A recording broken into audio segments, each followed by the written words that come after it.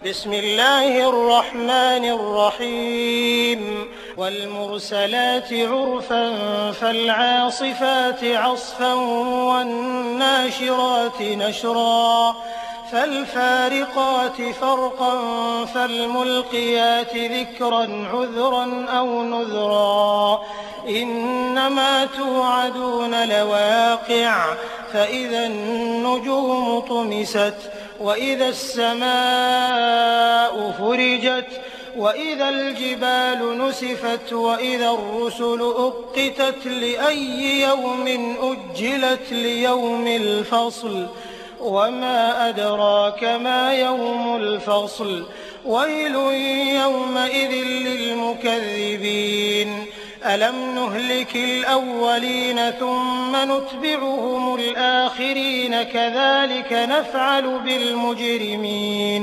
ويل يومئذ للمكذبين ألم نخلقكم من ماء مهين فجعلناه في قرار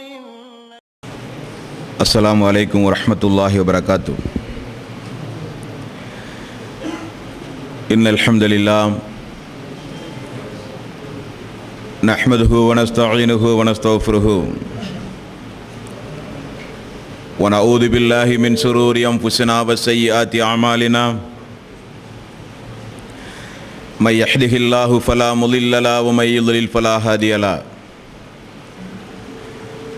وأشهد أن لا إله إلا الله وحده لا شريك له وأشهد أن محمدا عبده ورسوله يا أيها الذين آمنوا اتقوا الله حق تقاته ولا تموتن إلا وأنتم مسلمون يا أيها الناس اتقوا ربكم الذي خلقكم من نفس واحدة وخلق منها زوجها وبث منهما رجالا كثيرا ونساء واتقوا الله الذي تساءلون به والأرحام إن الله كان عليكم رقيبا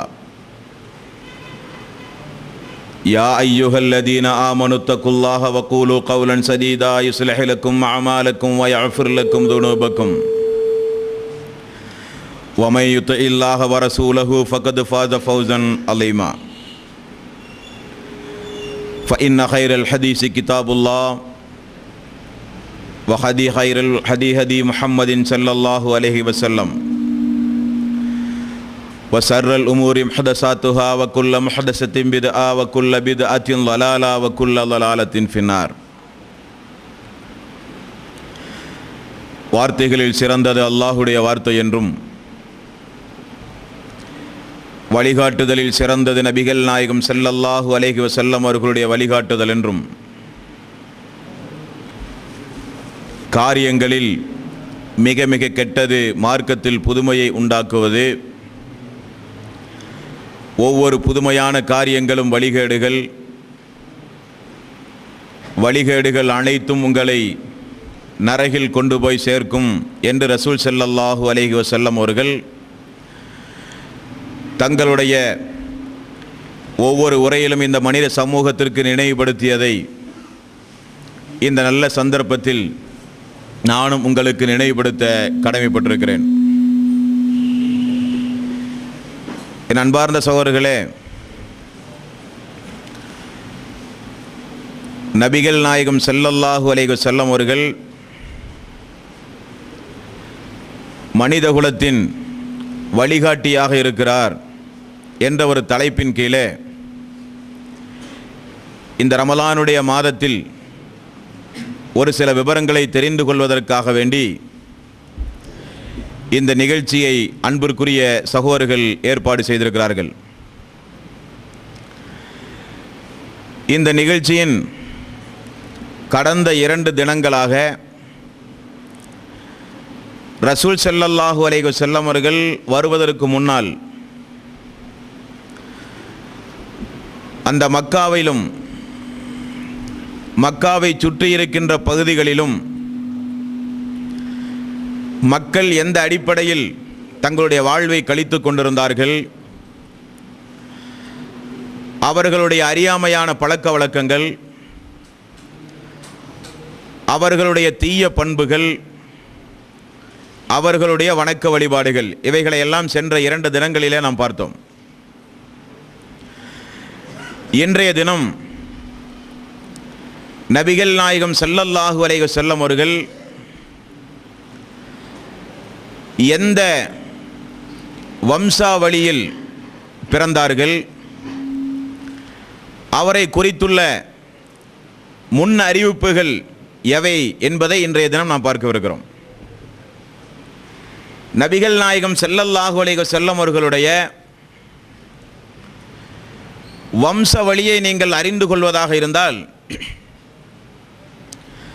இப்ராஹிம் அலைஹிஸ்ஸலாத்து வஸ்ஸலாம் அவர்களுடைய காலத்திலிருந்து அதை அறிந்து கொண்டால்தான் அது ஒரு பொருத்தமான ஒரு தொடராக உங்களுடைய உள்ளத்திலே நீங்கள் பதிவு செய்து கொள்ள வைத்து கொள்ள முடியும். இப்ராஹிம் அலைஹிஸ்ஸலாத்து வஸ்ஸலாம் அவருடைய காலத்திலிருந்து தான் நபிமார்களை பின்பற்றுகிற சமூகத்தில் 2 பெரிய சமூகங்கள் பிரிகிறது. ஒரு சமூகம் பனு இஸ்ராயீல் என்று சொல்லப்படுகிற சமூகம். ஆதம் அலைஹிஸ்ஸலாத்து வஸ்ஸலாமுடைய காலத்தில் இப்படிப்பட்ட சமூகங்கள் கிடையாது. ஆதம் அலைஹிஸ்ஸலாத்து வஸ்ஸலாம் அவர்களுக்கு பிறகு அடுத்த வந்த இத்ரீஸ் அலைஹிஸ்ஸலாத்து வஸ்ஸலாமுடைய காலத்தில் இப்படிப்பட்ட பிளவுகள் இல்லை. நூஹ் அலைஹிஸ்ஸலாத்து வஸ்ஸலாமுடைய காலத்தில் இப்படிப்பட்ட பிரிவுகள் இல்லை. நூஹ் அலைஹிஸ்ஸலாத்து வஸ்ஸலாமுடைய காலத்திற்கு பிறகு வெள்ளப்பிரளயம் ஏற்பட்டது. அந்த வெள்ளப்பிரளயத்திற்கு பிறகு இந்த மனித சமூகத்திற்கு அல்லாஹுவால் அனுப்பப்பட்ட தூதர்களில் முதன்மையானவர் இப்ராஹிம் அலைஹிஸ்ஸலாத்து வஸ்ஸலாம் அவர்கள். இந்த இப்ராஹிம் அலைஹிஸ்ஸலாத்து வஸ்ஸலாம் அவர்கள் ஈராக் நாட்டின் யூப்ரட்டிஸ் என்று சொல்லுகின்ற நதிக்கரை ஓரத்தின் கூஃபாவுக்கு அருகிலே உர் என்று சொல்லப்படுகின்ற ஒரு பகுதியில் பிறந்தார். ஈராக் நாடு என்பது மிகப்பெரிய வரலாற்று புராதான சின்னங்களை எல்லாம் தன்னகத்தே கொண்ட ஒரு பகுதி ஈராக். கூஃபாவும் வரலாற்றிலே மிகப்பெரிய பிரதானமான ஒரு இடம் இந்த கூஃபா என்று சொல்லப்படுகிற பகுதி, அதுவும் ஈராக்கில் இருக்கிறது. தற்பொழுது அமெரிக்கா ஈராக்கை ஆக்கிரமித்து பண்டைய கால பிரதான சின்னங்களை எல்லாம் அளித்தார்கள் என்று பத்திரிகைகளில் நீங்கள் பார்த்திருப்பீர்கள். அப்படிப்பட்ட அந்த ஈராக்கில் உர் என்று சொல்லப்படுகிற ஒரு பகுதியில் பிறந்தவர்தான் இப்ராஹிம் அலைஹிஸ்ஸலாத்து வஸ்ஸலாம் அவர்கள். 1922ஆம் ஆண்டு அமெரிக்காவும் பிரிட்டனும் சேர்ந்து 7 ஆண்டு காலம் ஒரு அகழ்வாராய்ச்சியிலே ஈடுபட்டு ஈராக் நாட்டில் பல பகுதிகளை அவர்கள் கண்டுபிடித்தார்கள். அதில் இந்த உர் என்று சொல்லப்படுகிற ஊரும் இருந்ததாக வரலாறு பதிவு செய்து வைத்திருக்கிறது. இந்த பகுதியில் இருந்து கொண்டு அவரும் அவருடைய சொந்தத்திலே இருக்கின்ற லூத் அலைஹிஸ்ஸலாத்து வஸ்ஸலாம் அவர்களும் அவர் திருமணம் முடித்த சாரா என்று சொல்லப்படுகின்ற அம்மையார் அவர்களும் சேர்ந்து ஈராக் நாட்டிலே வாழ்ந்து கொண்டிருந்தார்கள். இப்ராஹிம் அலைஹிஸ்ஸலாத்து வஸ்ஸலாமுடைய தந்தை யாரு? அவர் ஒரு கோயில் பூசாரி. உருவங்களை சமைத்து வைத்துக் கொண்டு பல்வேறு வகையான உருவங்களை தயார் செய்து மக்களுக்கு விற்பனை செய்து கொண்டிருந்த ஒரு பூசாரி தான் இப்ராஹிம் அலைஹிஸ்ஸலாத்து வஸ்ஸலாம் அவர்களுடைய தந்தை. இப்ராஹிம் அலைஹிஸ்ஸலாத்து வஸ்ஸலாம் அவர்கள் தன்னுடைய பருவ காலத்தில் அல்லாஹ் அவரை நபியாக தேர்வு செய்த பிறகு அவர் பார்த்த நேரத்தில் தன்னுடைய தந்தை, தன்னுடைய ஊரிலே இருக்கிற மக்கள் எல்லாம் உருவ வழிபாட்டிலே இருந்தார்கள். இப்ராஹிம் அலைஹிஸ்ஸலாத்து வஸ்ஸலாம் அவர்கள் நடத்திய போராட்டம், அவர் தன்னுடைய ஆயுள் காலத்தில் நடத்திய போராட்டம், அதற்காக வேண்டி அவர் சொல்லனா துன்பங்களுக்கு ஆளாக்கப்பட்டதனுடைய பின் விளைவு, அது மட்டுமல்ல சொந்த ஊரில் இனித்தான் வசிக்க முடியாது என்பதை அறிந்து நாடு விட்டு நாடு எதற்காக வேண்டி சென்றார் என்றால் அவர் மிகப்பெரிய ஒரு போராட்டத்தை நிறைவேற்றினார். என்ன போராட்டம்? அன்றைக்கு நம்ரூத் என்று சொல்லுகிறவன் தான் ஆட்சியிலே இருந்தான். நம்ரூத்தை ஆட்சியிலே இருந்து இறக்கி இப்ராஹிம் அலைஹிஸ்ஸலாத்து வஸ்ஸலாம் அவர்கள் ஆட்சியை கைப்பற்றுவதற்காக வேண்டி நடத்தப்பட்ட போராட்டம் அல்ல அன்றைய போராட்டம். நமக்கு ஒரு இஸ்லாமிய ஆட்சி இருந்தால் அந்த ஆட்சியின் கீழ் பல்வேறு வகையான கட்டளைகளை பிறப்பித்து பல்வேறு வகையான தீமைகளை ஒழிக்க முடியும் என நினைக்கவில்லை இப்ராஹிம் அலைஹிஸ்ஸலாத்து வஸ்ஸலாம் அவர்கள். இப்ராஹிம் அலைஹிஸ்ஸலாத்து வஸ்ஸலாம் அவர்கள் அன்றைக்கு நிகழ்த்திய போராட்டத்தை நீங்கள் அல்லாஹ்வுடைய ஆயத்திலே பார்க்க வேண்டுமானால் 21வது அத்தியாயத்தின் 51 முதல் 69 70 வரை உள்ள வசனங்களிலே நீங்கள் பார்க்கலாம். அவர் நிகழ்த்திய போராட்டம் எங்கு பார்த்தாலும் குட்டி குட்டி தெய்வங்களை எல்லாம் மக்கள் ஏற்படுத்தி கொண்டு அவைகளை வணங்கி வழிபட்டு கொண்டிருந்த காலம் அந்த காலம். லா இலாஹா இல்லல்லாஹ், வணக்கத்திற்கு தகுதியானவன் அல்லாஹ் ஒருவனை தவிர யாருமில்லை என்ற ஏகத்துவ முழக்கம், அந்த போராட்டத்தை தான் இப்ராஹிம் அலைஹிஸ்ஸலாத்து வஸ்ஸலாம் அவர்கள் செய்தார்கள். மக்கள் மத்தியிலே ஒரு விழிப்புணர்வு ஏற்பட வேண்டும் என்பதற்காக வேண்டி சிறு சிறு தெய்வங்களை எல்லாம் அடித்துடைத்து பெரிய ஒரு தெய்வத்தை மட்டும் மீதம் வைத்தார். காலை பொழுதில் விரித்தெழுந்த மக்கள் தங்களுடைய தெய்வங்கள் எல்லாம் சிதைக்கப்பட்டதை உணர்ந்து இந்த தெய்வங்களுக்கு எதிராக பிரச்சாரம் செய்த இப்ராஹிம் நபியை கண்டெடுத்து அந்த இப்ராஹிம் நபியை கொண்டு வரச் செய்து பகிரங்கமாக விசாரணை நடத்தினான் நம்ரூத். இப்ராஹிம் அலைஹிஸ்ஸலாத்து வஸ்ஸலாம் அவர்கள் மக்கள் விழிப்புணர்வு அடைய வேண்டும் என்பதற்காக வேண்டி நீங்கள் வணங்குகின்ற இந்த பெரிய தெய்வத்திடத்திலே கேட்டால் உங்களுக்கு தெரியுமே யார் உடைத்தார் என்று, அதை விட்டுவிட்டு என்னை விசாரிக்க வேண்டிய அவசியம் என்ன என்று மக்களை பார்த்து கேட்க சாதாரண ஒரு கல் எப்படி பேசும் என்று மக்கள் அன்றைக்கு நினைத்து பூரித்து போய் வெட்கி தலை குனிந்து இருந்தாலும் நம்முடைய தெய்வங்களை இப்ராஹிம் அலைஹிஸ்ஸலாத்து வஸ்ஸலாம் அவர்கள் இப்படி கேவலப்படுத்தியதை பொறுத்து கொள்ளாத மக்கள் நம்ரூத் என்று சொல்லப்படுகிற மன்னரிடத்திலே சென்று மிகப்பெரிய புகார் கொடுத்தார்கள். மன்னர் அழைத்தார், விசாரித்தார். மன்னர் அளித்த தீர்ப்பு என்ன தீர்ப்பு சொன்னான்? நீங்கள் எல்லாம் இந்த தெய்வங்களுக்கு பிரதி உபகாரம் செய்ய வேண்டுமானால் ஒரு தீக்குண்டத்தை நான் எழுப்புகிறேன், அந்த தீக்குண்டத்தில் இந்த இப்ராஹிமை தூக்கி எறிய நீங்கள் எல்லாம் ஒத்தாசனை செய்ய வேண்டும் என்று சொன்னான். அந்த அடிப்படையில் தீக்குண்டம் தயாரானது. இப்ராஹிம் அலைஹிஸ்ஸலாத்து வஸ்ஸலாம் அவர்கள் கொண்டு வரப்பட்டார், தீயில் தூக்கி எறியப்பட்டார்.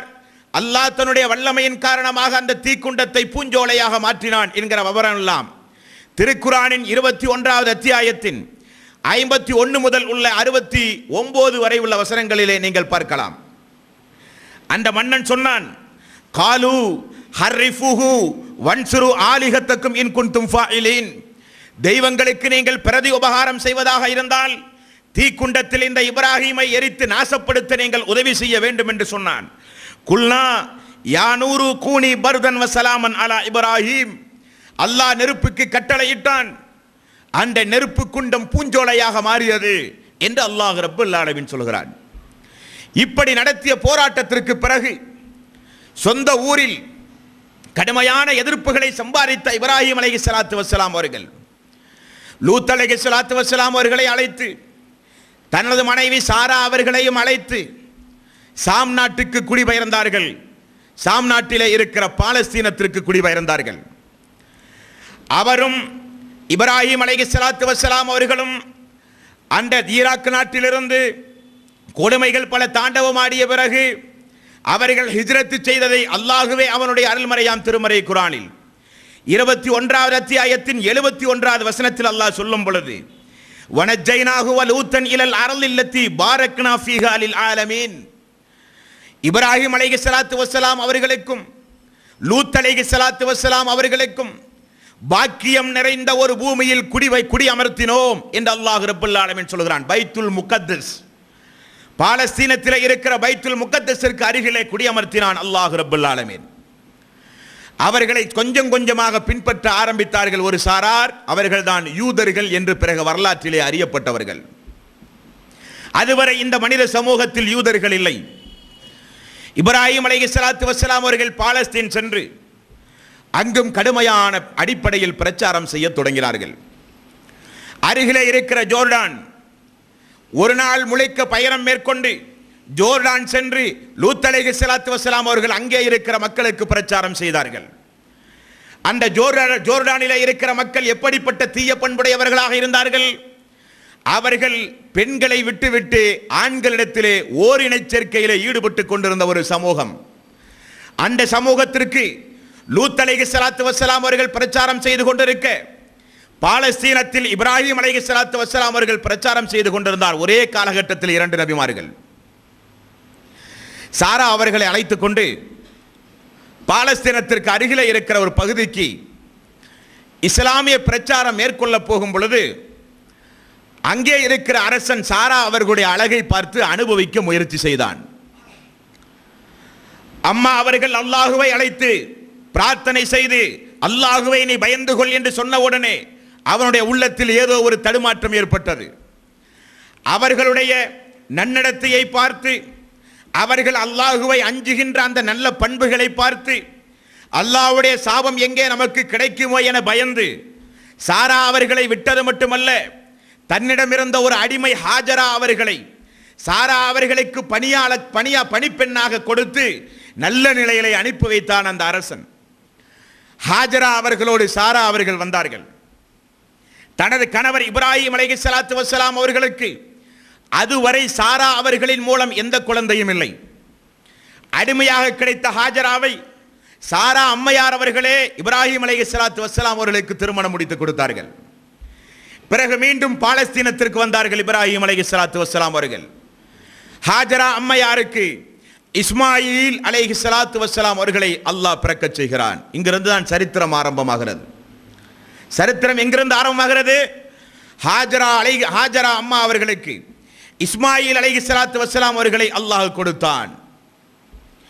கொடுத்த ஒரு சில தினங்களில் பச்சிலம் குழந்தையோடு ஹாஜரா அம்மையார் அவர்கள் வாழ்ந்து கொண்டிருக்கிற அந்த காலத்தில் அல்லாஹ் ரப்பல் ஆலமீன் கட்டளை பிறப்பித்தான். மக்காவுக்கு அருகில், புனிதமிக்க கஅபாவுக்கு அருகில், நூஹ் அலைஹிஸ்ஸலாத்து வஸ்ஸலாமுடைய காலத்தில் வெள்ளப்பிரளயத்தில் சேதமடைந்த அந்த கஅபாவுக்கு அருகில் யாருமில்லாத மனித சஞ்சாரமற்ற பாலைவனத்து பெருவீதியில் நீங்கள் உங்களுடைய மனைவியும் உங்களுடைய குழந்தையும் கொண்டு போய் விட வேண்டும் என்று அல்லாஹ் கட்டளை பிறப்பிக்கிறான். எப்படி ரசூல் ஸல்லல்லாஹு அலைஹி வஸல்லம் அவர்கள் வந்தார்கள் என்ற சரித்திர உண்மையை நீங்கள் புரிந்து கொள்ள வேண்டும். இஸ்மாயில் அலைஹிஸ்ஸலாத்து வஸ்ஸலாம் அவர்களை இப்ராஹிம் அலைஹிஸ்ஸலாத்து வஸ்ஸலாம் அவர்கள் தனது மனைவி ஹாஜரா அவர்களோடு கைக்குழந்தையோடு கஅபாவுக்கு அருகிலே கொண்டு போய் விடுகிறார்கள். விட்டு சிறிது பேரித்தம்பழத்தையும் தண்ணீர் பையையும் கொடுத்து ஒரு நிழலுக்கு அருகில் அமர்த்தி அவர் திரும்பச் செல்கிறார். ஹாஜரா அம்ராவுக்கு ஒன்றுமே புரியவில்லை. பின்தொடர்ந்து போய் இப்ராஹிம் அலைஹிஸ்ஸலாத்து வஸ்ஸலாம் இடத்திலே கேட்டார்கள், இப்ராஹிமே, யாருமில்லாத இந்த பாலைவனத்து பெருவீதியில் குடிப்பதற்கு தண்ணீர் இல்லை, உபகாரம் செய்வதற்கு எந்த ஒரு மனித சஞ்சாரமும் இல்லை, இப்படிப்பட்ட ஒரு பள்ளத்தாக்கில் என்னையும் எனது மகனையும் கொண்டு வந்து விடுமாறு உமக்கு கட்டளையிட்டது அல்லாஹுவா என்று கேட்டார்கள். திரும்பி பார்த்து கொண்டிருந்த இப்ராஹிம் அலைஹிஸ்ஸலாத்து வஸ்ஸலாம் அவர்கள் சொன்னார்கள், ஆமாம், அல்லாஹ்வினுடைய கட்டளைதான். அப்படியானால் அல்லாஹ் எனது மக்களையும் அல்லாஹ் காப்பாற்றுவான். ஹாஜரா அம்மையார் அவர்கள், அப்படியானால் அல்லாஹ் என்னையும் எனது மகனையும் காப்பாற்றுவான் என்று ஹாஜரா அம்மா அவர்கள் சென்றார்கள். இப்ராஹிம் அலைஹிஸ்ஸலாத்து வஸ்ஸலாம் அவர்கள் திரும்ப சென்றார்கள். சிறிது தூரம் சென்று இப்ராஹிம் அலைஹிஸ்ஸலாத்து வஸ்ஸலாம் அவர்கள் செய்த பிரார்த்தனையை அல்லாஹ் ரப்பல் ஆலமீன் 14வது அத்தியாயத்தின் 37வது வசனத்தில் அல்லாஹ் ரப்பல் ஆலமீன் சொல்கிறான், ரப்பனா இன்னி அஸ்கன்து மின் ذُرِّيَّتِي பிவாதின் கைரி தி ஸர்இன் இன்த பைத்திக்கல் முஹர்ரம். யா அல்லாஹ், மனித சஞ்சாரமற்ற பாலைவனத்து பள்ளத்தாக்கில் உனது புண்ணியமிக்க அந்த கஅபாவுக்கு அருகில் எனது சந்ததியை இதோ யா அல்லாஹ் நான் விட்டு செல்கிறேன். ரப்பனா லியுகீமுஸ் ஸலாத்த ஃபஜ்அல் அஃஇதத்தம் மினன் நாஸி தஹ்வி இலைஹிம் வர்ஸுக்ஹும் மினஸ் ஸமராத்தி லஅல்லஹும் யஷ்குரூன். யா அல்லாஹ், நான் விட்டு சென்ற என்னுடைய சந்ததியை ஐங்காலம் தொழுகையை பேணுகிற தொழுகையாளியாக நீ ஆக்குவாயாக. மக்களுடைய உள்ளங்கள் எல்லாம் எனது குடும்பத்தின் பக்கம் நீ ஈர்ப்பச் செய்வாயாக. எப்படிப்பட்ட வார்த்தை பாருங்கள். அங்குமிங்குமாக வாழ்ந்து கொண்டிருக்கிற மக்களை எல்லாம் அந்த மக்களுடைய உள்ளங்கள் எல்லாம் எனது குடும்பத்தின் பக்கம் நீ ஈர்க்கச் செய்வாயாக யா அல்லாஹ். பல்வேறு வகையான கனிவர்க்கங்களை கொண்டு எனது குடும்பத்தாருக்கு நீ உணவளிப்பாயாக யா அல்லாஹ் என்று பிரார்த்தனை செய்தார்கள். பல்வேறு கனிவர்க்கங்களை கொண்டு உணவளிப்பாயாக என்று அல்லாஹ்வுடைய தூதர் இப்ராஹிம் அலைஹிஸ்ஸலாத்து வஸ்ஸலாம் அவர்கள் செய்த துஆவினுடைய மகத்துவத்தை இன்றைக்கும் நீங்கள் சவுதி அரேபியாவிலே பார்க்கலாம். குறிப்பாக மக்காவிலும் மதீனாவிலும் நீங்கள் பார்க்கலாம். அங்கெல்லாம் எந்த விளைச்சலும் கிடையாது. அங்கெல்லாம் வெறும் பாலைவனம், எந்த விளைச்சலும் கிடையாது. தோண்டினால் எண்ணெய் தான் வரும். அப்படிப்பட்ட பாலைவனத்தில் உலகத்தில் இன்றைக்கு எங்கும் கிடைக்காத பல்வேறு வகையான கனிவர்க்கங்களை, அதுவும் புத்தம் புதிய கனிவர்க்கங்களை நீங்கள் பார்க்கலாம். எல்லா நாட்டிலிருந்தும் இறக்குமதி ஆகிற அளவுக்கு அந்த நாட்டையே அல்லாஹ் செழிப்பாக்கி வைத்ததை ஹஜ்ஜுக்கு சென்று வந்த மக்கள் எல்லாம் அறிந்து கொள்ளக்கூடும். அப்படிப்பட்ட ஒரு துஆவை இப்ராஹிம் அலைஹிஸ்ஸலாத்து வஸ்ஸலாம் அவர்கள் செய்துவிட்டு சென்று விட்டார்கள். பாலைவனத்து பெருவீதியில் மக்காவில் காபாவுக்கு அருகில் ஹாஜரா அவர்களும் இஸ்மாயில் அலைஹிஸ்ஸலாத்து வஸ்ஸலாம் அவர்களும் வாழ்ந்து கொண்டிருந்த அந்த காலத்தில் கொண்டு போன தண்ணீரும் பேரித்தம்பளங்கள் எல்லாம் தீர்ந்தது. குழந்தை தண்ணீருக்காக வேண்டி அழுதது. ஜிப்ரீல் அலைஹிஸ்ஸலாத்து வஸ்ஸலாம் அவர்களை அல்லாஹ் அனுப்பி அங்கிருந்துதான் ஜம்ஜம் நீர் ஊற்றை அல்லாஹ் பீரிட்டு எழச் செய்து அந்த ஜம்ஜம் நீரூற்றை பருகி அவர்கள் காலமெல்லாம் உயிர் வாழ்ந்தார்கள் என்று ஹதீஸ்களிலே பார்க்கிறோம். பசிக்கு உணவாக, நோய்க்கு மருந்தாக அல்லாஹ்வுடைய மிக பெரும் அருள் மருந்தானது ஜம்ஜம் தண்ணீர். இன்றைக்கு ஹஜ்ஜுக்கு செல்கிற 24 லட்சத்திற்கும் அதிகமான மக்கள், வருடத்திலே ஹஜ்ஜை காட்டிலும் அதிகமான கூட்டம் இருக்கக்கூடிய காலம் ரமலானுடைய காலம். அதிலும் கடைசி 10 அதிகப்படியான மக்கள் வந்து போகிற நாடு மக்கா. அப்படிப்பட்ட 25 லட்சம் 30 லட்சம் மக்கள் புழங்குகிற தண்ணீர் இந்த ஜம்ஜம் தண்ணீர் குடிப்பதற்கு. அது மட்டுமல்ல, எல்லோரும் ஊருக்கு வரும்பொழுது திரும்ப ஒரு 10 லிட்டர் 20 லிட்டர் எடுத்துட்டு வருவாங்க. ரமலானுடைய மாதம் முடிந்தாலோ ஒரு மாதம் முடிந்த திரும்ப ஹஜ்ஜுடைய காலம். ஹஜ்ஜுடைய காலத்திலும் பல லட்சக்கணக்கான மக்கள் அதை அருந்துகிறார்கள், வீடுகளுக்கு எடுத்து வருகிறார்கள். தினந்தோறும் 100க்கும் அதிகமான மிகப்பெரிய கண்டெய்னர் லாரிகளிலே மதீனத்து பள்ளிகளுக்கு சப்ளை செய்கிறார்கள் என்றால் அல்லாஹ்வுடைய ரஹ்மத் இந்த ஜம்ஜம் தண்ணீர். அப்படிப்பட்ட ஒரு உணவை அல்லாஹ் மக்காவுக்கு அருகிலே குடிபெயர்ந்த அந்த மக்களுக்கு அல்லாஹ் ஏற்பாடு செய்து கொடுத்தான். இப்ராஹிம் அலைஹிஸ்ஸலாத்து வஸ்ஸலாம் அவர்கள் செய்த பிரார்த்தனை என்ன? இந்த மக்காவை சுற்றி இருக்கிற மக்களுடைய உள்ளத்தை யா அல்லாஹ் எனது குடும்பத்தின் பக்கம் நீ ஈர்ப்பாயாக என்று பிரார்த்தனை செய்தார்கள். ஜம்ஜம் தண்ணீர் வர ஆரம்பித்தது. பாலைவனத்திலே தண்ணீர் இருக்கிற பகுதிக்கு மேல் பருந்துகள் வட்டமிடுவது வழக்கம்.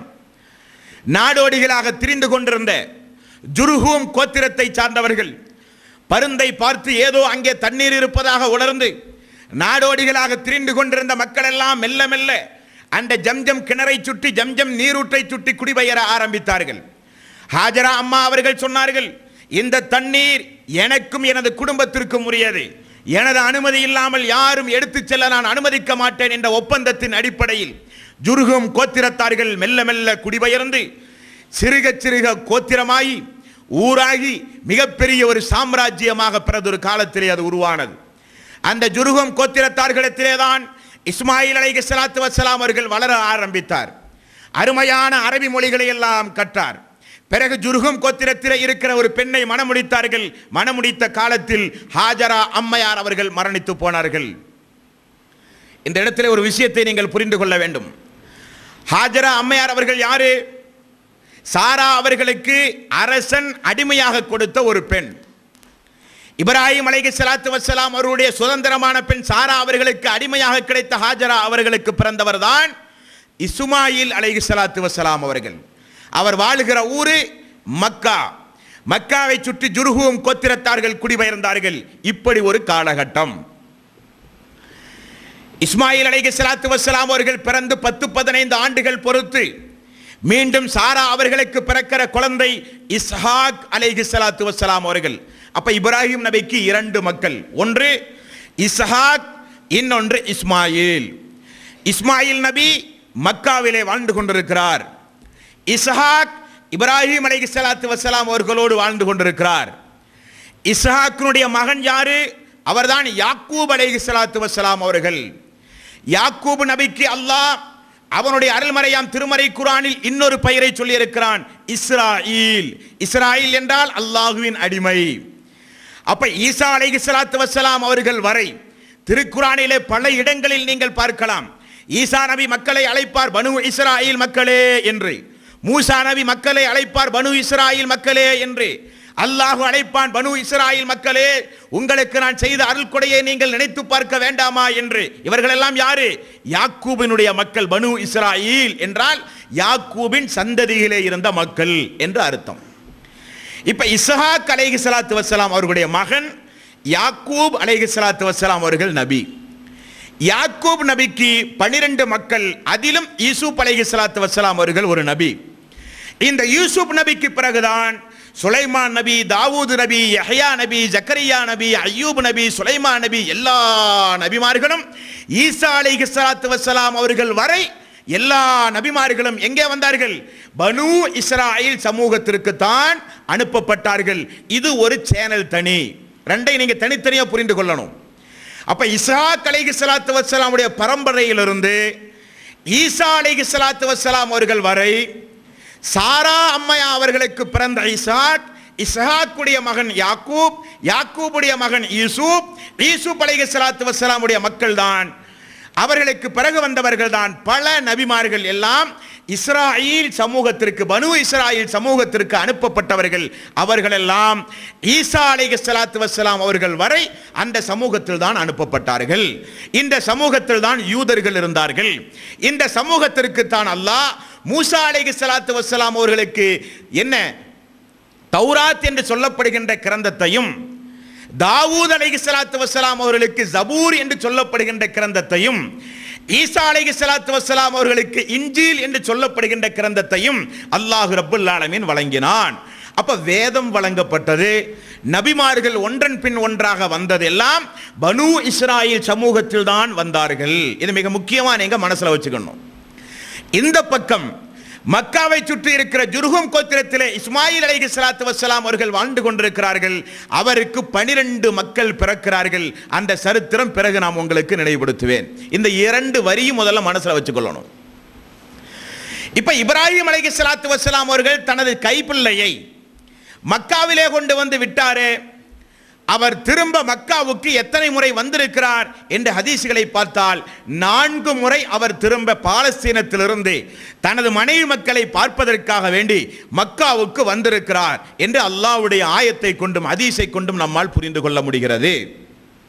அதில் ஒன்று பாருங்கள், அல்லாஹ் ரப்பல் ஆலமீன் அவனுடைய அருள்மறையாம் திருமறை குர்ஆனில் இந்த இப்ராஹிம் அலைஹிஸ்ஸலாத்து வஸ்ஸலாம் அவர்கள் எத்தனை முறை மக்காவுக்கு தன்னுடைய மகன் இஸ்மாயில் அலைஹிஸ்ஸலாத்து வஸ்ஸலாம் அவர்களை பார்ப்பதற்காக வேண்டி வந்திருக்கிறார் என்பதை அல்லாஹ்வுடைய ஆயத்தை கொண்டும் ஹதீஸை கொண்டும் பார்க்கும் பொழுது முதல் கட்டமாக பாலஸ்தீனத்தில் படுத்துறங்கிக் கொண்டிருந்த இப்ராஹிம் அலைஹிஸ்ஸலாத்து வஸ்ஸலாம் அவர்களுக்கு அல்லாஹ் அவரை சோதிக்கும் முகமாக ஒரு கனவை கொடுத்தான்.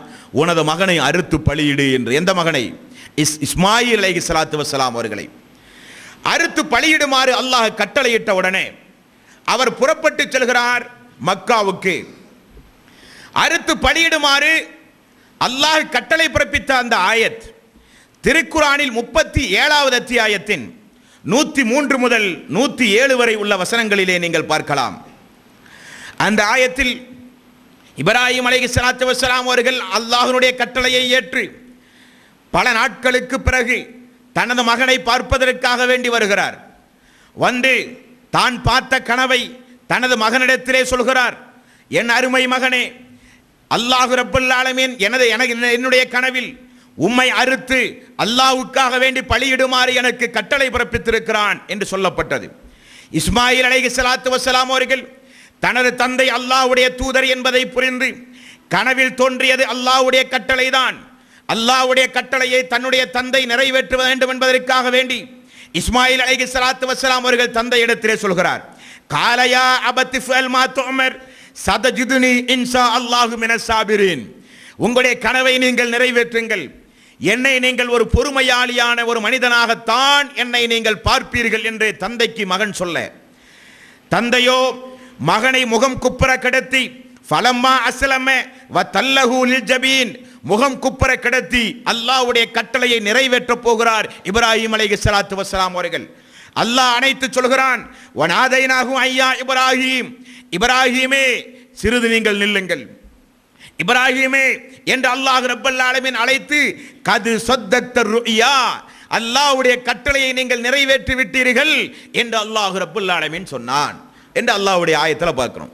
அப்படியானால் தனது மகனை அறுத்து பலியிடுவதற்காக வேண்டி மக்காவுக்கு ஒரு முறை வந்திருக்கிறார்.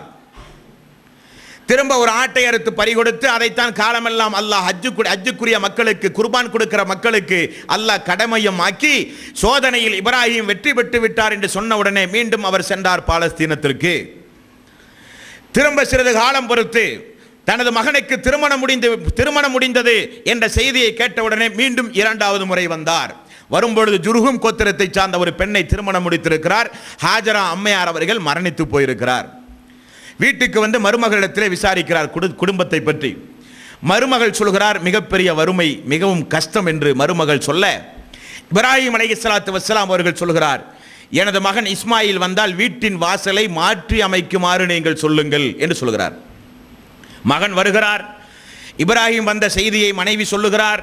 தந்தை வந்து போனதை உணர்ந்தார் இஸ்மாயில் அலைஹிஸ்ஸலாத்து வஸ்ஸலாம் அவர்கள். வீட்டின் கதவை மாற்றச் சொன்னது மனைவியை மாற்றச் சொன்னார் என்று புரிந்து கொண்டு அந்த மனைவியை தலாக் சொல்லி ஜுருகும் கோத்திரத்தில் இருக்கிற இன்னொரு மனைவியை திருமணம் முடித்தார். மீண்டும் சிறிது காலம் பொறுத்து மூன்றாவது முறையும் வந்தார் இப்ராஹிம் அலைஹிஸ்ஸலாத்து வஸ்ஸலாம் அவர்கள். குடும்பத்தை விசாரித்தார். தனது குடும்பம் பர்க்கத்து நிறைந்த குடும்பமாக சந்தோஷமாக குடும்பம் கழிவதை மருமகள் சொல்ல, இந்த வாசலை தக்க வைத்துக்கொள், எனது மகனிடத்திலே சொல் என்று மீண்டும் திரும்பச் சென்றார். மீண்டும் இஸ்மாயில் அலைஹிஸ்ஸலாத்து வஸ்ஸலாம் அவர்கள் வந்தார். வந்து போன இப்ராஹிமை குறித்து மனைவி சொல்ல, தந்தை தான் வந்து போனார் என்று இஸ்மாயில் அலைஹிஸ்ஸலாத்து வஸ்ஸலாம் அவர்களும் புரிய அல்லாஹ்விடத்திலே பிரார்த்தனை செய்தார் இஸ்மாயில் அலைஹிஸ்ஸலாத்து வஸ்ஸலாம் அவர்கள். அப்ப இரண்டு முறை வந்தும் தனது மகனை பார்க்கவில்லை. நான்காவது முறையாக இப்ராஹிம் அலைஹிஸ்ஸலாத்து வஸ்ஸலாம் அவர்கள் வரும் பொழுது இஸ்மாயில் அலைஹிஸ்ஸலாத்து வஸ்ஸலாம் அவர்கள் ஜம்ஜம் கிணற்றுக்கு அருகில் வில்லை சரி செய்து கொண்டு அமர்ந்து கொண்டிருந்த பொழுது தந்தையை நேரடியாக பார்க்கிறார், மகனையும் பார்க்கிறார். இருவரும் கட்டிச் சேர்ந்து பிடித்து முத்தமிட்டு அன்பை பரிமாறிக்கொண்டார்கள். பிறகு அல்லாஹ்வுடைய கட்டளைக்கு ஏற்ப பைத்துல் ஹராம் என்று சொல்லப்படுகின்ற அந்த மக்காவை புனர் நிர்மாணம் செய்தார்கள் இரண்டு பேரும். முதலிலே ஒரு பிரார்த்தனை செய்திருந்தார் இப்ராஹிம் அலைஹிஸ்ஸலாத்து வஸ்ஸலாம் அவர்கள், எனது மக்களை மனித சஞ்சாரமற்ற இடத்திலே விட்டு வைத்திருக்கிறேன், யா அல்லாஹ், எல்லா மக்களையும் எனது குடும்பத்திற்கு அருகிலே குடிபெயர்த்தி எல்லா மக்களுடைய உள்ளமும் எனது குடும்பத்தை நோக்கி ஈர்க்கும்படி நீ செய் என்று சொன்ன உடனே ஜுருகும் கோத்திரம் குடிபெயர்ந்தது. மக்கள் குடிபெயர ஆரம்பித்தார்கள். காபாவை மக்கள் வலம் வர தொடங்கினார்கள். மிகப்பெரிய ஒரு சாம்ராஜ்யமே உருவானது மக்காவில். இரண்டாவது இதோ இப்ராஹிம் அலைஹிஸ்ஸலாத்து வஸ்ஸலாம் அவர்கள் பிரார்த்தனை செய்கிறார். தனது மகன் இஸ்மாயிலை அழைத்து அந்த கௌபாவை புனர் நிர்மாணம் செய்து அந்த கௌபாவை கட்டி உயர்த்திய பிறகு அல்லாஹ்விடத்திலே செய்கிற பிரார்த்தனை அங்கிருந்துதான் நபிகள் நாயகம் ஸல்லல்லாஹு அலைஹி வஸல்லம் அவர்களுக்கு செய்த பிரார்த்தனை. இஸ்மாயில் அலைஹிஸ்ஸலாத்து வஸ்ஸலாம் அவர்கள் அவருடைய காலத்திற்கு பிறகு அந்த சமூகத்தில் எங்குமே நபி இல்லை. இஸ்ஹாக் அலைஹிஸ்ஸலாத்து வஸ்ஸலாமுடைய காலத்திலோ அவருக்கு பிறப்பது நபி, அவருடைய சமூகத்தில் ஈசா அலைஹிஸ்ஸலாத்து வஸ்ஸலாம் அவர்கள் வரை நபி. அரபு சமூகத்தில் வாழ்ந்து கொண்டிருக்கின்ற இஸ்மாயில் அலைஹிஸ்ஸலாத்து வஸ்ஸலாம் சமூகத்திலே நபி இல்லை. இப்ராஹிம் அலைஹிஸ்ஸலாத்து வஸ்ஸலாம் அவர்களும் இஸ்மாயில் அலைஹிஸ்ஸலாத்து வஸ்ஸலாம் அவர்களும் காபாவை கட்டி உயர்த்தி அல்லாஹ்விடத்திலே செய்த பிரார்த்தனையை அல்லாஹ் ரப்பல் ஆலமீன் சூரத்துல் பக்ரா 2வது அத்தியாயத்தின் 127, 128, 129, 129 வசனம் தான் முக்கியத்துவம் வாய்ந்த வசனம். இந்த வசனத்தில் அவர்கள் செய்த பிரார்த்தனை, ரப்பனா தகப்பல் மின்னா, யா அல்லாஹ் எங்களிடமிருந்து இந்த பணியை நீ ஏற்றுக்கொள்வாயாக, இன்னக அன்த ஸமீஉல் அலீம், நீயே செவியேற்பவனாக இருக்கிறாய். துஆ 128வது ஆயத், ரப்பனா வஜ்அல்னா முஸ்லிமைனி லக, யா அல்லாஹ் என்னையும் எனது மகனையும் உன்னை வழிபடுகின்ற முஸ்லிமாக நீ ஆக்குவாயாக. வமின் துர்ரியத்தினா உம்மத்தன் முஸ்லிமத்தன் லக்க, எனது சந்ததிகளிலும் உன்னை வழிபட்டு வணங்குகின்ற ஒரு முஸ்லிம் சமூகத்தை யா அல்லாஹ் நீ உண்டாக்குவாயாக. வாரினா மனாசிகனா வதுபு அலைனா, யா அல்லாஹ் ஹஜ்ஜுக்குரிய அனைத்து வணக்க வழிபாட்டையும் எனக்கு நீ அறிவித்து தருவாயாக. யா அல்லாஹ் இன்னக அன்த தவ்வாபுர் ரஹீம், நீயே மிகப்பெரிய பாவங்களை மன்னிக்கின்ற மிகப்பெரிய அதிபதி நீதான் யா அல்லாஹ். மூன்றாவது ஒரு பிரார்த்தனை. என்ன பிரார்த்தனை? இஸ்மாயில் அலைஹிஸ்ஸலாத்து வஸ்ஸலாமுடைய சந்ததியில், இஸ்ஹாக்குடைய சந்ததியில் எப்படி நிறைய நபிமார்கள் வரப்போகிறார்களோ அதே போன்று இஸ்மாயில் அலைஹிஸ்ஸலாத்து வஸ்ஸலாம் அவருடைய சந்ததியிலும் ஒரு இறை தூதரை அனுப்ப சொல்லி தந்தையும் மகனுமாக அல்லாஹ்விடத்திலே செய்த பிரார்த்தனை. ரப்பனா வபஅஸ் ஃபீஹிம் ரசூலம் மின்ஹும் யத்லு அலைஹிம் ஆயாத்திக வ யுஅல்லிமுஹுல் கிதாப வல் ஹிக்மத வ யுஸக்கீஹும். யா அல்லாஹ் இந்த சந்ததியிலிருந்து, இஸ்மாயில் அலைஹிஸ்ஸலாத்து வஸ்ஸலாம் அவருடைய சந்ததியிலிருந்து ஒரு இறை தூதரை நீ அனுப்புவாயாக யா அல்லாஹ். ஒரு இறை தூதரை நீ அனுப்புவாயாக யா அல்லாஹ். அவர் அவர் அவர் அவர் அவர் காலத்தில் வாழ்ந்து கொண்டிருக்கிற மக்களுக்கு வேதத்தையும் ஞானத்தையும் கற்றுக் கொடுத்து அந்த மக்களை தூய்மைப்படுத்துகின்ற ஒரு இறை தூதரை யா அல்லாஹ் நீ அனுப்பு என்று இப்ராஹிம் அலைஹிஸ்ஸலாத்து வஸ்ஸலாம் அவர்கள் செய்த பிரார்த்தனை அல்லாஹ் எப்ப அங்கீகரித்தான்? ஈசா அலைஹிஸ்ஸலாத்து வஸ்ஸலாம் அவர்களுடைய காலத்திற்கு 2000 வருடத்திற்கு முன்னால் வாழ்ந்தவர் இப்ராஹிம் அலைஹிஸ்ஸலாத்து வஸ்ஸலாம் அவர்கள் என்று வரலாறுல பார்க்கிறோம். 2000 வருட காலம் பொறுத்து அவர் செய்த பிரார்த்தனையை அல்லாஹ் 2000 ஆண்டு காலம் பொறுத்து அதே மக்காவில் அல்லாஹ் ரப்பல் ஆலமீன் நபிகள் நாயகம் ஸல்லல்லாஹு அலைஹி வஸல்லம் அவர்களை இஸ்மாயில் அலைஹிஸ்ஸலாத்து வஸ்ஸலாம் உடைய அந்த சந்ததியில் அல்லாஹ் வரவழைத்தான். மிக முக்கியமா நீங்க இந்த இடத்துல கவனிக்கணும். இப்படி அல்லாஹ் ரப்பல் ஆலமீனிடத்தில் இப்ராஹிம் அலைஹிஸ்ஸலாத்து வஸ்ஸலாம் அவர்கள் பிரார்த்தனை செய்தவுடனே அல்லாஹ் அந்த துஆவை அங்கீகரித்து இங்கிருந்து வருகிற ஒவ்வொரு நபிமார்களுக்கும் அல்லாஹ் ரப்பல் ஆலமீன் எப்பொழுதெல்லாம் வேதத்தை கொடுக்கின்றானோ அப்பொழுதெல்லாம் நபிகள் நாயகம் ஸல்லல்லாஹு அலைஹி வஸல்லம் அவர்களை குறித்துள்ள முன்னறிவிப்பை ஒவ்வொரு நபிமார்களையும் அல்லாஹ் செய்ய வைத்தான். மூசா அலைஹிஸ்ஸலாத்து வஸ்ஸலாம் அவர்களுக்கு அருளப்பட்ட தௌராத் என்று சொல்லப்படுகின்ற வேதத்தில் இன்றைக்கு இருக்கின்ற ஓல்டு டெஸ்டமென்ட், அதாவது புதிய ஏற்பாடு பைபிளிலே நீங்கள் பார்க்கலாம். இந்த தௌராத் என்று சொல்லப்படுகின்ற ஓல்டு டெஸ்டமென்ட் புதிய ஏற்பாட்டிலும் நீங்கள் பார்க்கலாம். அல்லாஹ் அவனுடைய அருள்மறையாம் திருமறை குர்ஆனிலே சொல்கிறான். 7வது அத்தியாயத்தின் 157வது வசனத்தில் சொல்கிறான், மூசாவுக்கு நான் தௌராத்தை கொடுத்தேன், அந்த தௌராத்தில் நபிகள் நாயகம் ஸல்லல்லாஹு அலைஹி வஸல்லம் அவர்களை பற்றியுள்ள முன்னறிவிப்பு அல்லாஹ் செய்ய வைக்கிறான். எதற்காக வேண்டி? இப்ராஹிம் நபி தனது மகன் இஸ்மாயிலுடைய சந்ததியில் ஒரு இறை தூதர் வர வேண்டும் என்பதற்காக வேண்டி செய்த பிரார்த்தனையை இங்கிருந்து வருகிற ஒவ்வொரு இறை தூதருக்கு அருளப்பட்ட வேதத்திலும் அல்லாஹ் ரப்பல் ஆலமீன் செய்கின்ற முன்னறிவிப்புகளை கேளுங்கள் சகோதரர்களே. அல்லதீன யத்தபிஊன ரசூலன் நபியல் உம்மியல்லதி யஜிதுனஹு மக்தூபன் இன்தஹும் ஃபித் தௌராத்தி வல் இன்ஜீல். எழுத படிக்க தெரியாத ஒரு உம்மி நபியை தௌராத்தில் முன்னறிவிப்பு செய்யப்பட்டதை நீங்கள் ஒவ்வொருவரும் படிக்கலாம் என்று அல்லாஹ் ரப்பல் ஆலமீன் தௌராத்திலே சொல்கிறான். அந்த நபிக்கு நபிகள் நாயகம் ஸல்லல்லாஹு அலைஹி வஸல்லம் அவர்கள் என்று சொல்லப்படுகின்ற அந்த இறை தூதருடைய அடையாளம் என்ன? அதையும் அல்லாஹ் ரப்பல் ஆலமீன் 48வது அத்தியாயத்தின் 29வது வசனத்தில் அல்லாஹ் சொல்லும் பொழுது மின் அத்தரி சுஜூத், சுஜூது செய்த காரணத்தினால் அவருடைய நெற்றியில் அடையாளத்தை நீங்கள் பார்க்கலாம். மூசா அலைஹிஸ்ஸலாத்து வஸ்ஸலாம் அவர்களுக்கு அருளப்பட்ட தௌராத்துடைய வேதத்தில் மூசா நபி மக்களுக்கு போதிக்க வேண்டும் என்பதற்காக வேண்டி எனக்கு பிறகு ஒரு இறை தூதர் வருவார், எனக்கு பிறகு ஒரு இறை தூதர் வருவார் என்று வேதம் வழங்கப்பட்ட ஒவ்வொரு நபிமார்களும் தங்களுடைய சமூகத்திற்கு முன்னறிவிப்பு செய்திருக்கிறார்கள் என்பதை அல்லாஹ் அவனுடைய அருள்மறையாம் திருமறை குர்ஆனிலே சொல்கிறான். அப்படியானால் இன்றைக்கு இருக்கின்ற தௌராத் என்று சொல்லப்படுகின்ற ஓல்டு டெஸ்டமென்ட் என்று சொல்லப்படுகின்ற பழைய ஏற்பாட்டில் உபாகமம் 18, 17, 18 ஆகிய வசனத்தில் நீங்கள் பார்க்கலாம். உன் தேவனாகிய கர்த்தர் உன்னை போல் ஒரு தீர்க்கதரிசியை நான் அவருக்காக அவர் சகோதரிலிருந்து எழுப்ப பண்ணி என் வார்த்தையை அவர் வாயில் நான் அருளச் செய்வேன் என்று மூசா அலைஹிஸ்ஸலாத்து வஸ்ஸலாம் அவர்கள் நபிகள் நாயகம் ஸல்லல்லாஹு அலைஹி வஸல்லம் அவர்களை குறித்து பேசியிருக்கிறார். அது மட்டுமல்ல, அதே உபாகமம் 18, 15வது வசனத்தில் உன் தேவனாகிய கர்த்தர் என்னை போல் ஒரு தீர்க்கதரிசியை உனக்காக உன் நடுவே உன் சகோதரனிலிருந்தே எழுப்ப பண்ணுவான். இஸ்ஹாக் அலைஹிஸ்ஸலாத்து வஸ்ஸலாம் அவருடைய சகோதரன் யாரு? இஸ்மாயில் அலைஹிஸ்ஸலாத்து வஸ்ஸலாம் அவர்கள். உன்னுடைய சகோதரனிலிருந்து அல்லாஹ், அதாவது கர்த்தர் ஒரு இறை தீர்க்கதரிசியை வெளியே கொண்டு வர போகிறார், அவருக்கு நீங்கள் எல்லாம் கட்டுப்படுங்கள் என்று ஓல்டு டெஸ்டமென்ட் இன்றைய பழைய ஏற்பாட்டிலே நீங்கள் நீங்கள் பார்க்கலாம். அது மட்டுமல்ல, மூசா அலைஹிஸ்ஸலாத்து வஸ்ஸலாம் அவர்களுக்கு பிறகு வந்த ஈசா அலைஹிஸ்ஸலாத்து வஸ்ஸலாம் அவர்கள் தனது சமூகத்திற்கு சொன்னார்கள்.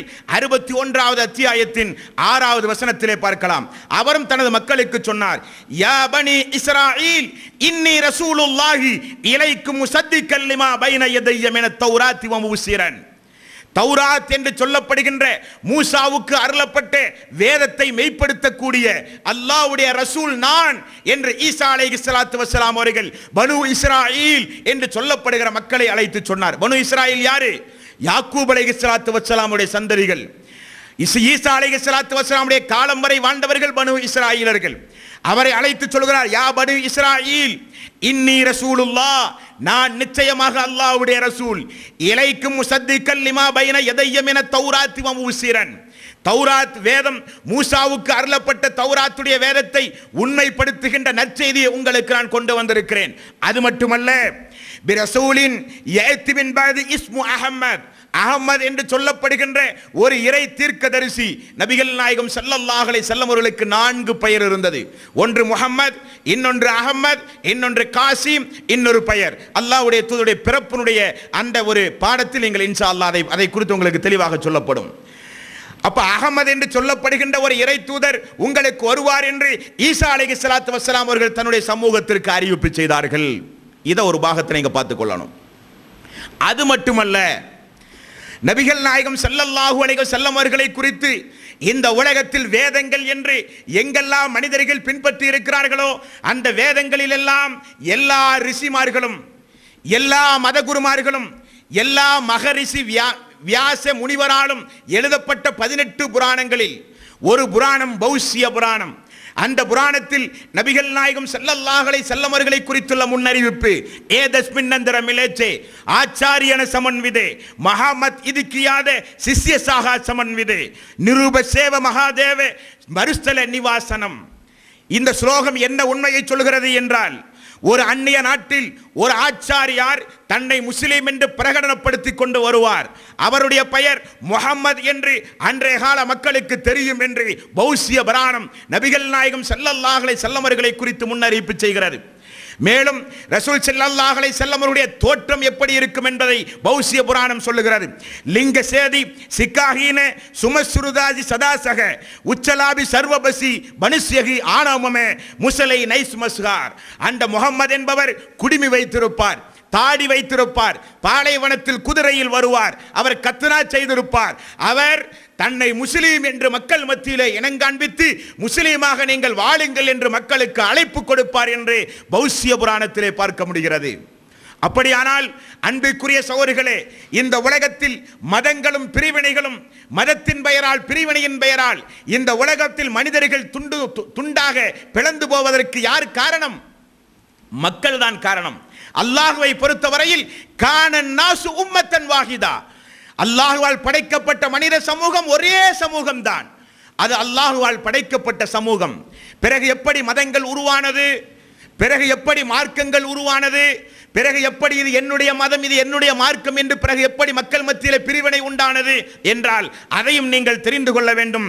அன்பிற்குரிய சகோதரர்களே, இந்துக்களுடைய நான்மறை வேதமாக திகழ்கின்ற ரிக் வேதம், அதர்மண வேதம், யசூர் வேதம், சாம வேதம், இந்த வேதங்களிலும் நீங்கள் பார்க்கலாம், மனித சமூகத்தில் அதர்மம் தலை தூக்கும் போது அதர்மத்தை அழித்தொழிக்க நிலைநாட்ட இறைவன் தூதர்களை அனுப்புவான் என்று 4 வேதமும் தூதர்களை பற்றி பேசியிருக்கின்றது. ஆனால் என்ன ஒரு துர்பாக்கியமான நிலைமை என்றால், மூசா அலைஹிஸ்ஸலாத்து வஸ்ஸலாம் அவர்கள் வந்த பிறகு எல்லா மக்களும் சொன்னார்கள் லா இலாஹ இல்லல்லாஹ் மூசா ரசூலுல்லாஹ் என்று சொன்னார்கள். அவர்கள் எல்லாம் சாமாரிய மதத்தை சார்ந்தவர்கள். இன்றைக்கும் பாலஸ்தீனத்தில் 400க்கும் அதிகமான குடிமக்கள் இந்த சாமாரியர்கள் இன்றைக்கும் வாழ்ந்து கொண்டிருக்கிறார்கள். அவருடைய கொள்கை முழக்கம் ஆதம் நபியிலிருந்து நூஹ் நபி வரை, நூஹ் நபியிலிருந்து இப்ராஹிம் நபி வரை, இப்ராஹிம் நபியிலிருந்து இஸ்ஹாக் நபி, யாக்கூப் நபி, யாக்கூப் நபி யூசுப் நபி, யூசுப் நபிக்கு பிறகு வந்த மூசா அலைஹிஸ்ஸலாத்து வஸ்ஸலாம் அவர்கள், அவருக்கு பிறகு வந்த எந்த நபிமார்களையும் நாங்கள் ஏற்றுக்கொள்ள மாட்டோம் என்று மூசா நபியை மட்டுமே பின்பற்றுகிற ஒரு சமூகம் உருவானது. அவர்கள்தான் சாமாரிய மதத்தை சார்ந்தவர்கள். அதுபோக லா இலாஹா இல்லல்லாஹ் மூசா எசக்கேல் ரசூலுல்லாஹ் என்று யூதர்கள் பிரகடனப்படுத்தினார்கள்.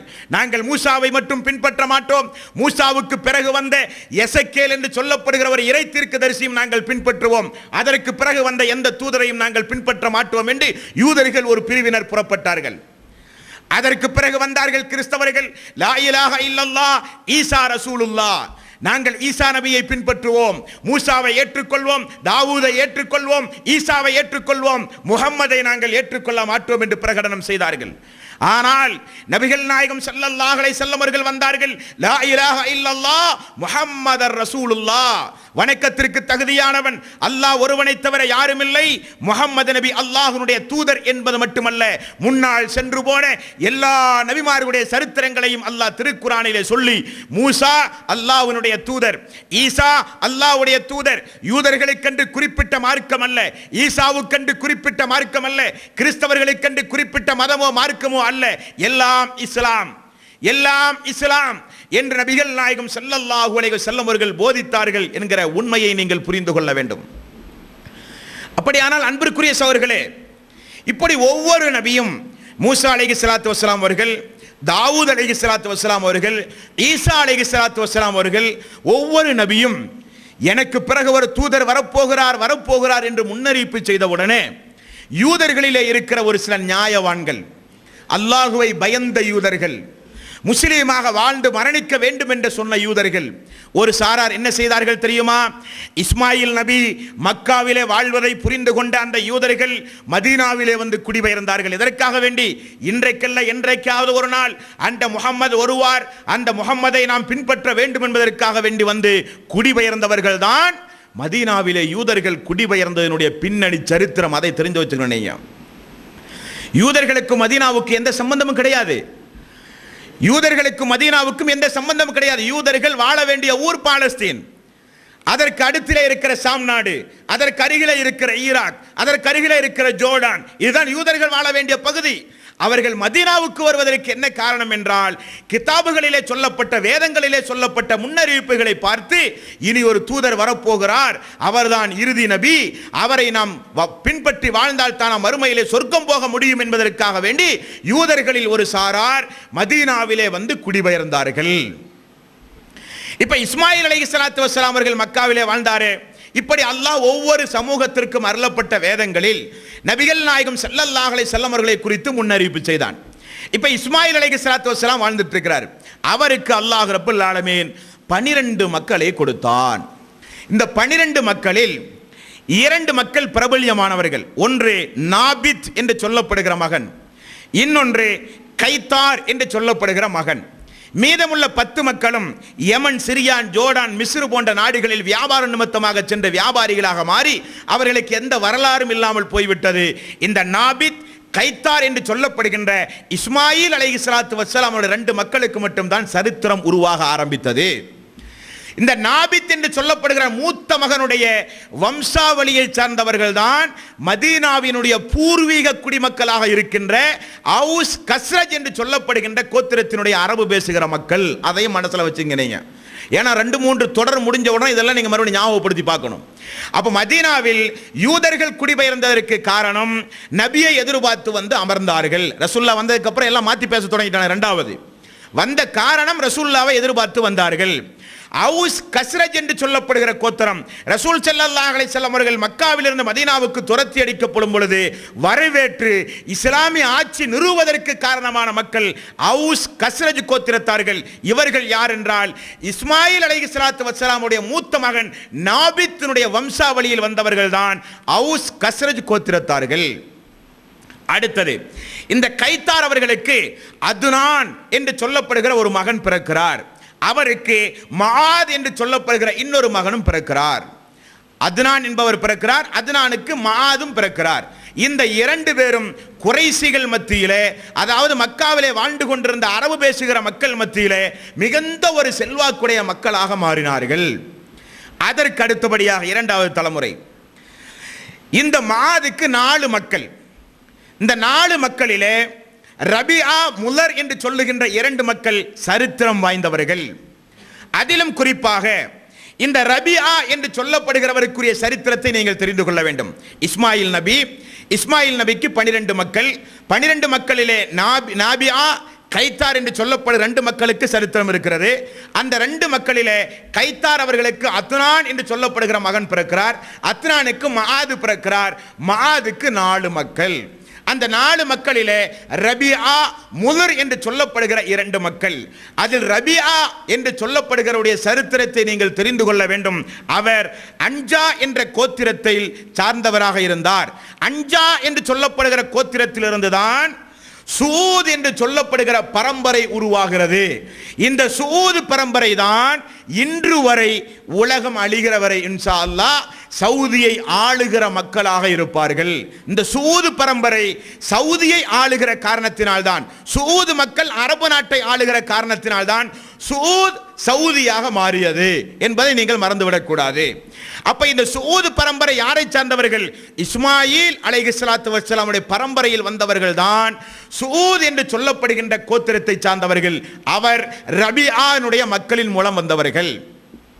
முதுர் என்று சொல்லப்படுகின்ற அவருக்கு 2 மக்கள். அந்த 2 மக்களில் இல்யாஸ், கைஸ், அஸ்வான், இந்த 2 மக்கள் அவருடையது. அதில் இந்த இல்யாஸில் தான் கினானா இப்னு குசைமா என்று சொல்லப்படுகிற ஒரு கோத்திரம் உருவாகிறது. இந்த கினானா இப்னு குசைமாவினுடைய குடும்பத்தார்கள் தான் பிரிதொரு காலத்தில் குறைசிகளாக மாறுகிறார்கள். அந்த குறைசியில் தான் அப்துல் மனாஃப் என்று சொல்லப்படுகிற ஒருவருக்கு 4 மக்கள் பிறக்கிறார்கள். அந்த 4 மக்களில் தான் ஹாசிம் என்று சொல்லப்படுகிறவர் ஒருவர். அந்த ஹாசிமினுடைய மகன் தான் அப்துல் முத்தலிஃப். அப்துல் முத்தலிஃபுக்கு மொத்தம் 7 மக்கள். 7 மக்களில் ஒருவர் தான் ரசூல் ஸல்லல்லாஹு அலைஹி வஸல்லம் தந்தை அப்துல்லா. அப்ப நபிகள் நாயகம் ஸல்லல்லாஹு அலைஹி வஸல்லம் அவருடைய பரம்பரை கினானா குறைசியிலிருந்து இன்னும் அதற்கு முன்னால் இருக்கிற பரம்பரையை தொட்டு தொட்டு பார்த்தால் அது இஸ்மாயில் அலைஹிஸ்ஸலாத்து வஸ்ஸலாமுடைய பரம்பரையில் தான் யார் வர்றா? நபிகள் நாயகம் ஸல்லல்லாஹு அலைஹி வஸல்லம் அவர்கள் வாராரு. இந்த பரம்பரை பனு இஸ்ராயில் பரம்பரை, இதெல்லாம் அஜ்ரத் பரம்பரை. யூதர்கள் என்ன சொன்னா? இதெல்லாம் அஜ்ரத் பரம்பரை. எங்க பரம்பரையில் தான் நபிமார்கள் வர வேண்டும். அடிமைக்கு பிறந்த என்ன சொன்னான் யூதர்கள்? ஹாஜரா என்று சொல்லப்படுகின்ற அடிமைக்கு பிறந்த இஸ்மாயில் பரம்பரையில் அல்லாஹ் நபியை அனுப்ப வேண்டுமா என்று சொல்லித்தான் யூதன் மறுத்தான் என்பதை மதீனாவினுடைய வரலாற்றில் இன்ஷா அல்லாஹ் நீங்கள் தெரிந்து கொள்ளவிருக்கிறீர்கள். இதுதான் நபிகள் நாயகம் ஸல்லல்லாஹு அலைஹி வஸல்லம் அவர்களுடைய வம்சாவளியும் அவரை குறித்துள்ள முன்னறிவிப்பும் என்பதை நீங்கள் மறந்துவிடக் கூடாது. இப்ப ரசூல் ஸல்லல்லாஹு அலைஹி வஸல்லம் அவர்களுடைய பெரிய தந்தை அப்துல் முத்தலிஃபை நாம் எல்லோரும் பல பயான்களிலே நாம் எல்லாம் கேள்விப்பட்டிருப்போம். இந்த அப்துல் முத்தலிஃபுக்கு 7 மக்கள் இருந்தார்கள். அப்துல் முத்தலிஃபினுடைய 7 மக்களில் ஹம்சா அவர்கள் ஒருவர், ரசூலுல்லாஹ்வுடைய சிறிய தந்தை. அப்பாஸ் அவர்கள் ஒருவர், அவரும் ரசூலுல்லாஹ்வுடைய சிறிய தந்தை. அபூலஹப், எந்த அபூலஹப்? ரசூல் ஸல்லல்லாஹு அலைஹி வஸல்லம் தந்தை அப்துல்லா மரணித்த உடனே போட்டி போட்டு வளர்த்த அபூலஹப் ரசூலுல்லாஹ்வுடைய பெரிய தந்தை. ரசூல் ஸல்லல்லாஹு அலைஹி வஸல்லம் அப்துல் முத்தலிஃப் அவன் பாட்டனாருடைய பரம்பரையில் வந்த இந்த 7 பேர்களில் 3 பேர்கள் உங்களுக்கு சொல்லியிருக்க. நாளைக்கு தான் அந்த பாடம் இன்ஷா அல்லாஹ். ரசூல் ஸல்லல்லாஹு அலைஹி வஸல்லம் அவர்கள் எப்படி பிறந்தார்கள், யாரின் மூலம் அவர் பிறந்தார், அவர் பிறந்து எப்படியெல்லாம் அவர் சன்னஞ்சன்னமாக வளர்த்து ஆளாக்கப்பட்டார், அவர் நபியான பொழுது மக்கள் எந்தெந்த காரணத்தை எல்லாம் சொல்லி அல்லாஹ்வுடைய தூதரை அந்த மக்கள் புறக்கணித்தார்கள் என்பதையெல்லாம் இன்ஷா அல்லாஹ் நாளைய தினம் ரசூல் ஸல்லல்லாஹு அலைஹி வஸல்லம் அவர்களுடைய பிறப்பும் வளர்ப்பும் என்ற தலைப்பின் கீழ் இன்ஷா அல்லாஹ் விரிவாக பார்ப்போம். எல்லாம் வல்ல அல்லாஹ் ரப்பல் ஆலமீன் சத்தியத்தை சத்தியமாக புரிந்து அதன் அடிப்படையில் வாழ்ந்து மரணிக்கின்ற நன்மக்களாக அல்லாஹ் நம் அனைவர்களையும் ஆக்கி அருள் புரிய வேண்டும். நபிகள் நாயகம் ஸல்லல்லாஹு அலைஹி வஸல்லம் அவர்களே ஒரு கட்டத்தில் திருமதியிலும் முஸ்லிமிலும் இந்த செய்தி இடம்பெற்றிருக்கிறது. அல்லாஹ்வுடைய தூதரே சொல்கிறார், அல்லாஹ் படைப்பினங்களில் மிகச்சிறந்த பிரிவில் அல்லாஹ் என்னை படைத்தான். அப்படின்னு என்ன அர்த்தம்? ஜின் வர்க்கம், மனித வர்க்கம். மனித வர்க்கத்தில் அல்லாஹ் என்னை படைத்தான். அந்த மனித வர்க்கத்தை அல்லாஹ் 2ஆக ஆக்கி அதிலும் சிறந்த வர்க்கத்தில் அல்லாஹ் என்னை படைத்தான். அப்படின்னா முஸ்லீம் காஃபிர் 2 வர்க்கம் இருக்கா இல்லையா? அதில் முஸ்லீமாக அல்லாஹ் என்னை படைத்தான். முஸ்லீமாக அல்லாஹ் என்னை படைத்தது மட்டுமல்ல, அதிலும் அல்லாஹ் சிறந்த கோத்திரங்களை உருவாக்கினான். சிறந்த கோத்திரத்தில் அல்லாஹ் என்னை தேர்வு செய்தான். சிறந்த கோத்திரத்திலிருந்து சிறந்த குடும்பத்தை அல்லாஹ் உண்டாக்கினான். அந்த குடும்பத்திலிருந்து அல்லாஹ் என்னை உருவாக்கினான் என்று நபிகள் நாயகம் ஸல்லல்லாஹு அலைஹி வஸல்லம் அவர்கள் சொன்ன செய்தி திருமதியிலே பார்க்கிறோம். பார்க்கிறோம். மீண்டும் ஒரு கட்டத்திலே ரசூல் ஸல்லல்லாஹு அலைஹி வஸல்லம் அவர்கள் சொன்னார்கள், அல்லாஹ் இப்ராஹிமுடைய பிள்ளைகளில் இஸ்மாயில் அலைஹிஸ்ஸலாத்து வஸ்ஸலாம் அவர்களை அல்லாஹ் தேர்வு செய்தான். இஸ்மாயிலுடைய பிள்ளைகளில் கினானா என்று சொல்லப்படுகிற கோத்திரத்தாரை அல்லாஹ் தேர்வு செய்தான். கினானா கோத்திரத்திலிருந்து குறைஷிகளை அல்லாஹ் தேர்வு செய்தான். குறைஷி கோத்திரத்திலிருந்து அல்லாஹ் என்னை தேர்வு செய்திருக்கிறான் என்று நபிகள் நாயகம் ஸல்லல்லாஹு அலைஹி வஸல்லம் அவர்கள் சொன்ன செய்தி முஸ்லிமிலே பார்க்கிறோம். அப்படியானால் நபிகள் நாயகம் ஸல்லல்லாஹு அலைஹி வஸல்லம் அவர்கள் நபியாக வந்தது யாருடைய பரம்பரை? இஸ்மாயில் நபியினுடைய பரம்பரை. இஸ்மாயில் நபியினுடைய பரம்பரையில இஸ்மாயில் நபிக்கும் ரசூல் ஸல்லல்லாஹு அலைஹி வஸல்லம் இடைப்பட்ட நபி உண்டுமா? எந்த நபியும் கிடையாது. இஸ்மாயில் நபிக்கு அடுத்தபடியாக வந்தது யாரு? நபிகள் நாயகம் ஸல்லல்லாஹு அலைஹி வஸல்லம் அவர்கள் தான் வந்தார். வர்றதுக்கு என்ன காரணம்? இப்ராஹிம் நபி 2வது அத்தியாயத்துடைய 179வது வசனத்தில் அவர் செய்த துஆவும் அதற்கு ஒரு காரணம். எனது சந்ததியில் என்னுடைய மகனுடைய இஸ்மாயிலுடைய சந்ததியில் ஒரு இறை தீர்க்கதரிசியை யா அல்லாஹ் ரசூலை நீ உருவாக்கு, அவர் மக்களுக்கு வேதத்தையும் ஞானத்தையும் கற்றுக் கொடுக்க வேண்டும் என்று இப்ராஹிம் நபி 2000 வருடத்திற்கு முன்னால் செய்த பிரார்த்தனையை அல்லாஹ் உயிர் கொடுத்தது எப்படி அவர் நபியாக மாறினார் என்கிற சரித்திரத்தை எல்லாம் இன்ஷா அல்லாஹ் நாளை தினம் பார்ப்போம். வாஹிர் தவானா அல்ஹம்துலில்லாஹி ரப்பில் ஆலமீன். அஸ்ஸலாமு அலைக்கும் வரஹ்மத்துல்லாஹி வபரகாத்துஹு.